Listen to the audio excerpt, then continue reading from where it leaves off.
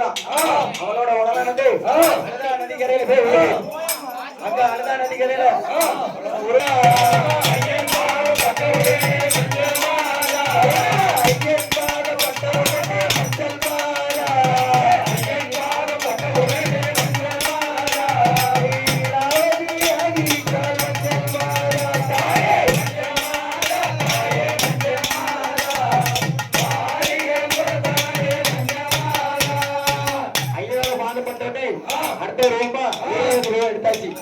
என்ன பண்றா கேட்டீங்கன்னா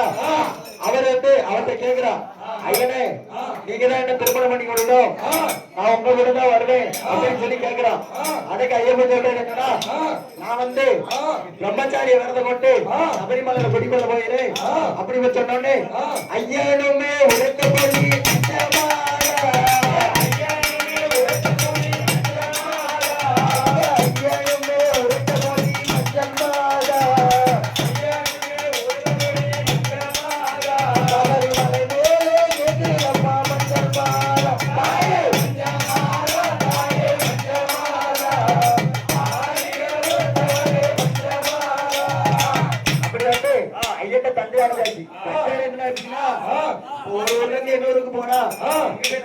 அந்த மாதிரி கிடையாது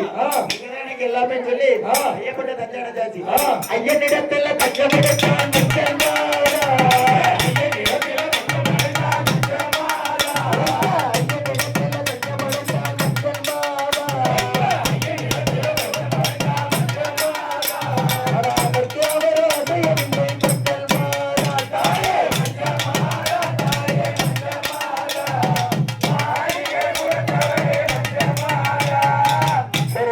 அப்படி சொல்லி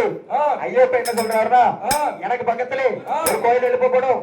மாலையை ஒருத்த மஞ்ச மாதாவா நீ அங்க அமர்ந்து எல்லாத்துக்கும் காட்சி தர சொல்லி ஐயப்ப சொல்லியாச்சு சரி நான் உங்க பக்கத்துல அமர்ந்தேன் நீங்க என்ன திருமணம் சொல்லி திருமணம் பண்ணிருக்கீங்கன்னு சொல்லி மஞ்ச மாதா ஐயட்ட கேக்குறா அதுக்கு ஐயப்ப சொல்றாரு கண்டிச்சாமி யாரும் வரலன்னா நான் உங்க கழுத்துல மாலை வருவேன் அப்படிதான் ஐயப்ப சொல்றாரு எப்படி சொல்றாருன்னா கண்டிச்சாமி வரலைன்னா